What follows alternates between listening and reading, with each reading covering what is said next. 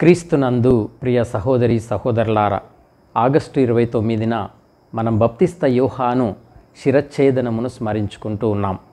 Mark సువార్త 6వ అధ్యాయము 21వ వచనం నుండి ఆలకించుదాం. హెరోదు జన్మదినోత్సవమున హెరోదియా కుమార్తె ప్రీతికరముగా నృత్యము చేసెను. అప్పుడు హెరోదు, నీ ఇష్టమైన దానిని కోరుకొనుము, ఇచ్చెదను అని అనెను. ఆ బాలిక వెలుపలికి పోయి తన తల్లిని అడిగెను. ఆ బాలిక వేగముగా హెరోదు వద్దకు వచ్చి, బప్తిస్త యోహాను శిరమును ఇప్పుడే ఒక పల్లెములో పెట్టి ఇప్పింపుము అని కోరెను. అందులకు రాజు అతిథుల ఎదుట శపథము చేసినందున ఆమె కోరికను కాదనలేకపోయెను. కనుక అతడు యోహాను తలను తీసుకొని రమ్ము అని వెంటనే ఒక తలారికి ఆజ్ఞాపించెను. ప్రియ సహోదరి సహోదరులారా, బప్తిస్త యోహాను జకరియా ఎలిషబేతమ్మల కుమారుడు, యేసు ప్రభువుకు బంధువు, పాత క్రొత్త నిబంధనలకు వారధిగా, అనుసంధానకర్తగా, మెస్సయ్యకు మార్గదర్శిగా చరిత్రలో నిలిచిపోయాడు. యేసు ప్రభువే స్వయంగా స్త్రీల సంతానంలో బప్తిస్త యోహాను కంటే అధికుడగు వాడెవడు లేడు అని లూకాసు వార్త 7వ అధ్యాయం 28వ వచనంలో బప్తిస్త యోహాను గురించి గొప్పగా ప్రశంసించారు. బప్తిస్త యోహాను శిరచ్ఛేదనం ప్రాముఖ్యమైన కీలకమైన సంఘటన. ఇది యేసుక్రీస్తు మార్గమును సిద్ధపరిచిన యోహాను వేద సాక్ష్యము. దీనిని గురించి మనము మార్కు సువార్త 6వ అధ్యాయము 14వ వచనం నుండి 29వ వచనం వరకు, మరియు మత్తయి సువార్త 14వ అధ్యాయము 1వ వచనం నుండి 12వ వచనంలో వివరముగా చదవవచ్చు. యోహాను శిరచ్ఛేదనము గావింపబడుటకు ప్రధాన కారణాలు: బప్తిస్త యోహాను దేవుని రాజ్యము సమీపించినదని, హృదయ పరివర్తన చెందాలని బోధించినందులకు హింసల పాలయ్యాడు, చెరసాలలో బంధింపబడ్డాడు, ఆ తరువాత శిరచ్ఛేదనం కావింపబడ్డాడు. అలాగే హెరోదు మహారాజు కుమారుడు అయిన హెరోదు అంతిపాసు తన తమ్ముడు ఫిలిప్పు భార్య హెరోదియాను వివాహమాడినందున అతనిని యోహాను హెచ్చరించాడు.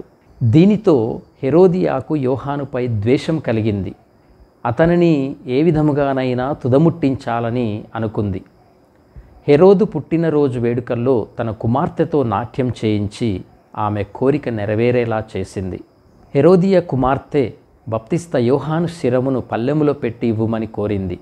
ఈ విధంగా హెరోదు తాగుబోతుతనంలో చేసిన ప్రమాణం, హెరోదియా ద్వేషం, ఆమె కుమార్తె కోరికతో కలిసి యోహాను శిరచ్ఛేదనమునకు, ఆయన మరణానికి దారితీసింది.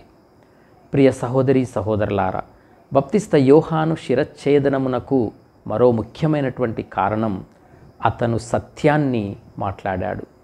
సత్యము చెప్పటము కష్టమైన పని, ఎందుకంటే సత్యం మనల్ని బాధ పెడుతుంది.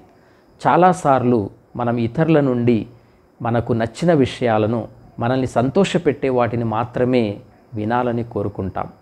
మనం ఎంత మంచివారమో మన గురించి మంచి మాటలు చెబితే బాగుంటుంది అని అనుకుంటాం.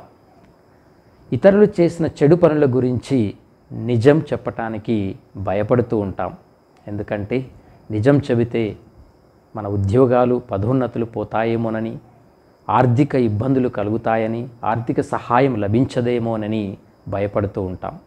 అలాగే బప్తిస్త యోహాను మరణానికి మరొక కారణం, బప్తిస్త యోహాను మరణాన్ని రాజకీయ ఉద్రిక్తల నేపథ్యంలో కూడా మనం చూడాలి.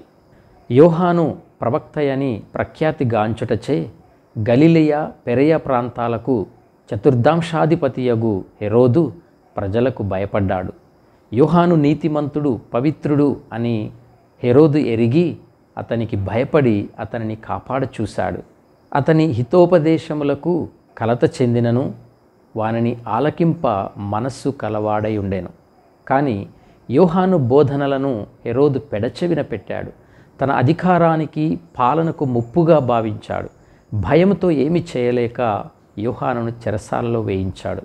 మెస్సయ్య రాకను ఆశించి చాలామంది ప్రజలు యోహానును వెంబడించారు. కానీ స్వకీర్తి కోసం యోహాను ఎప్పుడూ ప్రాకులాడలేదు. తప్పుడు గౌరవాన్ని ఎప్పుడూ అనుమతించలేదు. తాను కేవలం ప్రభు మార్గమును సిద్ధపరచుటకు పంపబడ్డానని అతడు తెలిపి ఉన్నాడు. అందుకే సమయము ఆసన్నమైనప్పుడు యోహాను తన శిష్యులకు యేసును దేవుని గొర్రెపిల్ల అని పరిచయం చేయగా వారు యేసును వెంబడించారు. ప్రియ సహోదరి సహోదరులారా, హెరోదు క్రూరుడు, అహంకారి, గర్విష్టి. ఒకానొక సందర్భంలో ప్రభు అతనిని నక్కగా సంబోధించారు. లూకా సువార్త 13:32. కారణం ఏమిటంటే హెరోదు కుతంత్రము మరియు మోసము, ఇతరులను నాశనము చేసే స్వభావాన్ని కలిగి ఉన్నాడు.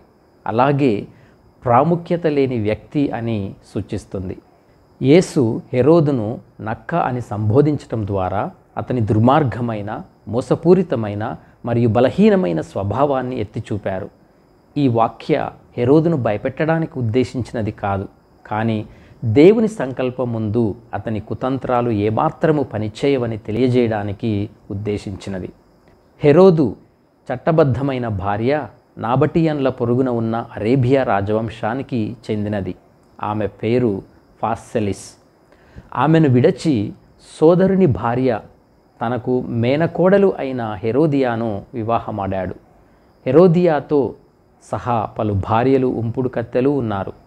అతను తన మొదటి భార్యతో వివాహంలో ఉండగానే హెరోదు హెరోదియాను కలుసుకున్నాడు. వారు మొదట వ్యభిచారంలో జీవించారు. తర్వాత వారు వివాహం చేసుకోవటానికి వారిద్దరూ తమ జీవిత భాగస్వాములకు విడాకులు ఇచ్చారు. పాపము తరచుగా దానికి తగిన శిక్షను కొని తెచ్చుకుంటుంది. హెరోదు విషయంలోనూ ఇదే జరిగింది. నాబటియన్లు తమ దేశస్థురాలైన హెరోదు మొదటి భార్యను అవమానించినందుకు హెరోదుపై ఆగ్రహం చెందారు. క్రీస్తు శకము 39వ సంవత్సరంలో నాబటియన్లకు హెరోదుకు మధ్య యుద్ధం జరిగింది. అది హెరోదు బహిష్కరణకు దారితీసింది. ప్రియ సహోదరి సహోదరులారా, పాత నిబంధన ప్రవక్తలు రాజుల అనైతికతను ఎలా ఎదిరించారో అదేవిధంగా బప్తిస్త యోహాను కూడా హెరోదుని ఎదిరించాడు. యోహాను హెరోదుకు వివాహములో విశ్వాసం గురించిన సత్యాన్ని బోధించాడు. అయితే యోహాను బోధన హెరోదు మీద ఏమాత్రము ప్రభావం చూపలేదు. హెరోదు మరియు హెరోదియా కలిసి జీవించటం కొనసాగించారు. యూదుల చట్టం ప్రకారంగా హెరోదు హెరోదియాల వివాహమును యోహాను ఖండించాడు. ఆమెను నీవు ఉంచుకొనుట ధర్మము కాదు అని హెచ్చరించాడు. ప్రియ సహోదరి సహోదరులారా, యూదుల ప్రమాణాల ప్రకారం వారి వివాహం వ్యభిచారము, అక్రమ సంబంధంగా పరిగణింపబడుతుంది. కుటుంబ ధర్మములను మీరినట్లు అవుతుంది. ఈ విధంగా పాపమును, అన్యాయమును, ఇతర దుశ్చర్యలను యోహాను ధైర్యముగా ఖండించాడు. దాని పర్యవసానమే బప్తిస్త యోహాను శిరచ్ఛేదన. చెరసాలలో ఉన్న తన తలను పల్లెంలో పెట్టి హెరోదియా కుమార్తెకు ఇవ్వగా ఆ బాలిక తన తల్లికి ఇచ్చింది. వెంటనే యోహాను శిష్యులు వచ్చి భౌతిక దేహమును తీసుకొని పోయి సమాధి చేశారు. పిమ్మట వారు యేసు యొద్దకు వెళ్ళి ఆ విషయమును తెలియజేశారు. ప్రియ సహోదరి సహోదరులారా, ఈ వార్త విని యేసు నిర్జన ప్రదేశమునకు ఒంటరిగా వెళ్ళారు. మత్తయి సువార్త 14:13. యోహాను శిరచ్ఛేదనం చేయబడ్డాడు అన్న వార్త విని యేసు చాలా బాధపడ్డారు. ఈ చర్య యేసు మానవత్వాన్ని, యోహానుపై ఆయనకు ఉన్న ప్రేమను సూచిస్తుంది. ఆ తర్వాత యేసు యోహానును ఒక గొప్ప ప్రవక్తగా, సత్యం కోసం ప్రాణాలు అర్పించిన వేదసాక్షిగా గౌరవించారు. మత్తయి సువార్త 11:11 మరియు లూకా సువార్త 7:28. ఈ విధంగా క్రీస్తుకు ముందు యోహాను జన్మించినట్లే క్రీస్తు అనుభవించబోయే శ్రమలకు, మరణానికి కూడా ఆయనే ముందు నిలిచాడు. యోహాను మరణం యేసుకు ఒక సంకేతంగా మారింది. అందుకే యోహాను మరణం తరువాత యేసు తన పరిచర్యను వేగవంతం చేశారు. ఈ విధంగా ప్రియ సహోదరి సహోదరులారా, బప్తిస్త యోహాను శిరచ్ఛేదనం సత్యమునకు సాక్ష్యముగా ఉన్నది. అతని మరణము తన అచంచలమైన విశ్వాసము కొరకు అంతిమ త్యాగబలిగా సూచిస్తుంది. దేవుని చిత్తము పట్ల తనకున్న నిబద్ధతకు ఇది ఒక గొప్ప నిదర్శనం. తాను పలికిన ఆయన హెచ్చింపబడవలెను, నేను తగ్గింపబడవలెను అన్న ప్రవచనం నెరవేరింది. యోహాను మొదటి నుండి కూడా యేసు జీవితానికి ప్రతిబింబముగా ఉన్నాడు. అతని శిరచ్ఛేదనము యేసు జీవితానికి, శ్రమలకు సూచనగా ఉంది. యోహాను మరణం యేసు మరణ పునరుత్థానములను సూచిస్తుంది. బప్తిస్త యోహాను తనకు అప్పగింపబడిన ప్రేషిత కార్యమును దైవ చిత్తమును వెనుకంజ వేయక నిస్వార్థముగా చివరి వరకు మరణానికి సైతము భయపడక సంపూర్ణముగా నెరవేర్చాడు. దేవుని ఆజ్ఞల పట్ల అతనికున్న విశ్వసనీయత అమోఘం. వేద సాక్షి మరణం శిష్యులకు విశ్వాసులకు ఏ సమయంలోనైనా సంభవింపవచ్చు. బప్తిస్త యోహాను శిరచ్ఛేదనము క్రైస్తవ జీవితము, సువార్త పరిచర్య, దానిలో భాగముగా పొందవలసిన శ్రమలకు దర్పణముగా, ఆదర్శముగా ఉంటుంది. అలాగే యోహాను మరణం నిజమైన శిష్యరికానికి, దాని స్వభావానికి నిదర్శనం. ప్రియ సహోదరి సహోదరులారా, యోహాను జీవితము గురువులకు ఎంతో ఆదర్శం. పునీత అగస్తీను గారు తన ఉపదేశంలో బప్తిస్త యోహానును ఒక యాజకుని, ఒక గురువు యొక్క పాత్రకు ఒక ప్రతీకగా చూశాడు. పునీత అగస్తీను గారి ప్రకారం యోహాను ఒక స్వరం అయితే క్రీస్తు వాక్యం. యోహాను సువార్త ప్రకారం క్రీస్తు వాక్కు అయి ఉన్నాడు. ఆ వాక్కు హృదయాల్లోకి ప్రవేశించడానికి ముందు ఉన్న స్వరమే బప్తిస్త యోహాను. గురువుల పాత్ర కూడా యోహాను మాదిరిగానే ఉండాలి. వారు దేవుని వాక్యానికి ఒక స్వరముగా ఉండాలి. ఆ స్వరం ద్వారానే వాక్యము ప్రజల హృదయాల్లోకి చేరుతుంది. ఈ ప్రక్రియలో వాక్యాన్ని బోధించే గురువు తనలో ఉన్న వాక్యాన్ని ఏమాత్రము కోల్పోకూడదు. ఆ స్వరము కేవలము ఒక మాధ్యం మాత్రమే, వాక్యాన్ని ప్రజల హృదయాల్లోనికి చేర్చే ఒక మార్గం. పునీత అగస్తీను ఉపదేశమును వివరిస్తూ కార్డినల్ రాట్సింగర్ 16వ బెనడిక్టు జగద్గురువులు తన పుస్తకంలో ఈ విధముగా రాశారు: గురువు యొక్క ప్రధాన విధి దేవుని వాక్యానికి ఒక స్వరముగా ఉండటమే. ఆయన హెచ్చింపబడవలెను, నేను తగ్గింపబడవలెను అన్న బప్తిస్త యోహాను వాక్యం ప్రకారం ఆ స్వరము యొక్క ఏకైక ఉద్దేశం వాక్యాన్ని ఇతరులకు చేరవేయడం. దీని ఆధారంగా గురువు సేవలోని గొప్పతనం మరియు వినయం రెండు స్పష్టంగా అర్థమవుతూ ఉన్నాయి. గురువు బప్తిస్మమిచ్చు యోహాను వలె కేవలము ఒక మార్గదర్శకుడు, వాక్యానికి సేవకుడు మాత్రమే. ఇక్కడ గురువు ముఖ్యము కాదు, క్రీస్తే ముఖ్యం. యోహాను ప్రధానంగా హృదయ పరివర్తనము అనడు బప్తిస్మమును పొందవలెనని ప్రకటించాడు. మార్కు సువార్త 1వ అధ్యాయము 4వ వచనం, అనగా దేవుని మార్గాలను పాటించాలని ధైర్యంగా బోధించాడు. నిజమైన పశ్చాత్తాపము అంటే శిష్యుడు ఉత్థాన క్రీస్తు స్వభావాన్ని ధరించటం అని బోధించాడు. యోహాను బోధించటం మాత్రమే కాక తన జీవితాదర్శము ద్వారా ఆయన బోధనలను తన అనుదిన జీవితంలో జీవించి నిరూపించాడు. అతను ఎడారిలో ఉపవాస ప్రార్థనలతో సాధారణ జీవితాన్ని జీవించాడు. ఆనాటి ప్రజల అనైతిక జీవితాన్ని ఎండగట్టాడు. ప్రియ సహోదరి సహోదరులారా, నేడు మనం యోహాను జీవితం నుండి అనేక గొప్ప విషయములను నేర్చుకొనవచ్చు. ఆయన వలె మన చుట్టూ ఉన్న వారికి యేసు మార్గమును సిద్ధపరచవచ్చు. ఈనాటి అనైతిక, అప్రజాస్వామ్యము మొదలగు వాటి గురించి ధైర్యంగా మనం మాట్లాడవచ్చు. యోహాను జీవితం నుండి మనం నేర్చుకోవాల్సిన కొన్ని ముఖ్యమైన విషయాలు ఏమిటంటే, యేసుకు మార్గం సిద్ధం చేయటం. యోహాను క్రీస్తుకు ముందు వచ్చి ఆయన మార్గాన్ని సిద్ధం చేశాడు. మన జీవితంలో కూడా మనం యేసును అనుసరిస్తూ మన చుట్టూ ఉన్న వారికి యేసు మార్గాన్ని చూపించవచ్చు. ఉదాహరణకు మన ప్రవర్తన, మాటల ద్వారా క్రీస్తు ప్రేమను, దయను ఇతరులకు తెలియజేయవచ్చు. నిర్భయంగా సత్యం మాట్లాడటం యోహాను నుండి మనం నేర్చుకోవాలి. యోహాను హెరోదు రాజు అనైతికతను నిర్భయముగా ఖండించాడు. ఈ రోజుల్లో మనం చూస్తున్న అనైతికత, అన్యాయము, అవినీతి వంటి వాటి గురించి ధైర్యంగా మాట్లాడటానికి యోహాను మనకు ఒక ప్రేరణ.